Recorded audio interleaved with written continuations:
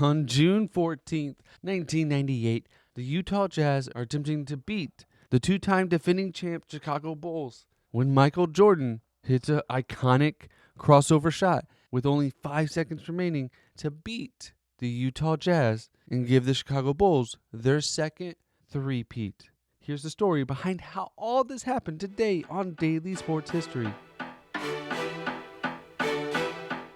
Welcome to Daily Sports History. I'm Ethan Reese, your guide to a rapid deep dive into sports history every day. And today's trivia question to listen out for is, what was the lowest score ever in an NBA final game? Now let's go back to 1998. Titanic was ruling the box office, as well as its hot song, My Heart Will Go On. Harrison Ford was voted the sexiest man alive. Everyone was getting jiggy with it with Will Smith and Aerosmith's Don't Want to Miss a Thing. Furbies were the hottest toy of the year. Harry Potter had just been released in the U.S. for the first time. And Bill Clinton was involved in a scandal with Monica Lewinsky. It was a unique time in America, but it was also a unique time in the NBA, as the Chicago Bulls had just come off of winning back-to-back titles with Michael Jordan, who had come back to the NBA, his retirement after playing baseball for a couple years. The top pick that year was Tim Duncan to the San Antonio Spurs, and the Washington Bullets had officially changed their name to the Wizards this year. And Latrell Sprewell of the Golden State Warriors made news as he choked his coach, P.J. Carlesimo, during a practice and was suspended 68 games. And Violet Palmer and Dee Kantner became the first two female officials in NBA history this season. In the 1998 Utah Jazz were led by legendary coach Jerry Sloan and their two future Hall of Famers in Karl Malone and John Stockton, with great role players filling in the gaps with Jeff Hornacek and Byron Russell. And the Jazz started the season strong, but they really finished even better, winning 31 of their final 36 games, giving them the best record in the NBA, led by Karl Malone's 27 points and 10 rebounds a game. And then when they got to the playoffs, they were up against Hakeem Olajuwon and the Houston Rockets, who gave them a run for their money, but they eventually pulled out the series win in 5 games. Then they went up against the San Antonio Spurs, led by Tim Duncan and David Robinson, and took them out in 4 games. Then they came up against a new upstart team in the LA Lakers, being led by Shaquille O'Neal and a young Kobe Bryant. But the savvy veteran team was able to pull off the sweep and head to the NBA Finals for the second straight year to attempt to win their first NBA title. And they would be facing off against the back-to-back champion who beat them last year, the Chicago Bulls, led by Hall of Fame coach Phil Jackson, and of course, arguably the greatest player of all time in Michael Jordan and his running mate Scottie Pippen, with a slew of great role players such as Ron Harper, Steve Kerr, Tony Kukoc, and Dennis Rodman. And despite Scottie Pippen missing half the year due to an injured toe, they were able to end with a record of 62-20, good enough for first in the Eastern Conference, where they came up against Keith Van Horn's New Jersey Nets, sweeping them 3-0.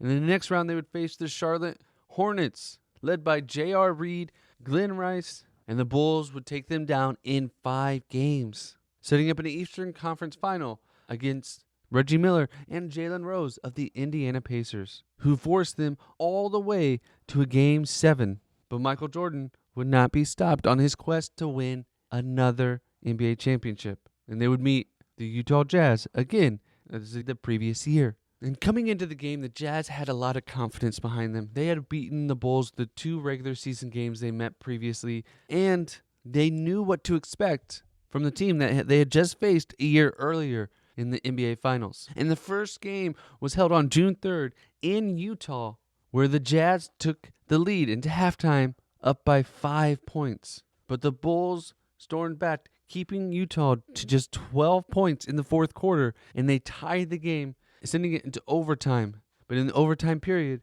the Jazz took control and were up 88-85 when Scottie Pippen attempted a 3-point shot at the end of regulation to send it into another overtime, and he missed, giving the Utah Jazz Game 1 in the finals. In Game 2, still in Utah, the Bulls really took control, leading by 4 at halftime, and Michael Jordan was leading the way. And they were able to keep Karl Malone and John Stockton under 16 points, as Michael Jordan outscored both of them himself, scoring 37 points. Then Game 3 gets moved to Chicago, and the Chicago Bulls have one of the most dominant defensive performances ever in an NBA Finals. As Karl Malone was able to score 22 points this game, but he was the only player on their team to score in double digits, as they only scored 14 in the first quarter, 17 in the second, giving them a 31-point halftime score. And in the second half, they only scored 23 points, giving them a final score of 54. And the Bulls scored 96, winning by 42 points, which was a record for the largest loss in finals history. And at the time was the lowest point scored by an NBA team in the finals since the shot clock was introduced. And after this demoralizing loss, the Jazz were able to come back and at least make it a fight, as they were only down 2 points at halftime. But the Bulls were still too strong, as Michael Jordan scored 34 and Karl Malone scored 21. And the only other player in double figures was Byron Russell for the Jazz. And that wasn't enough, and the Bulls won 86-82, leading the series 3-1. Now, Game 5 took place in Chicago. And with their backs against the wall, the Jazz came out swinging, especially Karl Malone, who would go on to score 39 points in this game. Despite that, they were down 6 points at halftime, but they came back with a dominant third quarter to take the lead by 6 points and would fight off the Bulls to win 83-81 in the only game where Michael Jordan was not the leading scorer for the Bulls, as Tony Kukoc scored 30 points and Michael Jordan only had 28. Now the Bulls lead the series 3-2, and it goes back to Utah for Game 6, and this is often the game that everyone remembers for the shot. And during this game, Scottie Pippen goes out with an injury early and only scores 8 points the entire game. But Michael Jordan goes on to score 45 in this game, as he was ready to end the series tonight. But with 41 seconds left, John Stockton hits a 3-point shot, giving Utah the lead 86-83. And the crowd is going wild. But Michael Jordan is able to make a layup, putting the game within 1 point. But it's the Utah Jazz possession when Michael Jordan steals a pass from John Stockton to Karl Malone, and with 10 seconds remaining, being guarded by Byron Russell, Michael Jordan does arguably the most famous crossover about 20 feet away from the basket, hitting the shot with 5 seconds left to give the Bulls the lead 87-86. But there was still a little bit of time, and as time expired, John Stockton shoots a 3-point shot and misses, giving the Bulls the game and the series. And the Bulls win the second three-peat. And Michael Jordan is named Finals MVP for the 6th time. And after this game, it would be the last time the Jazz or the Bulls made it to the NBA Finals. Because after this season, Phil Jackson would leave the team to go coach the Los Angeles Lakers, where he would win 3 straight titles with them. And on January 13th, 1999, Michael Jordan would announce his retirement for the 2nd time. And Scottie Pippen would be traded to the Houston Rockets, ending an era for the Bulls in the NBA, who arguably had one of the most dominant stretches in an 8-year period, winning 6 titles, having 2 three-peats. And the sad thing is, 2 of the greatest players to ever play the game, and John Stockton and Karl Malone, were never able to win a championship because they kept running in to the unbeatable Chicago Bulls. Thank you for listening to today's Daily Sports History.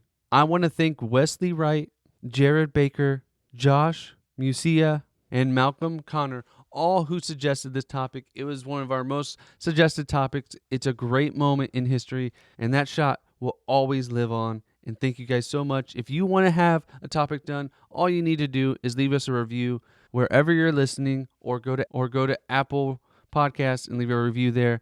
You leave us your name, and the topic you would like us to cover, and come back tomorrow for more daily sports history.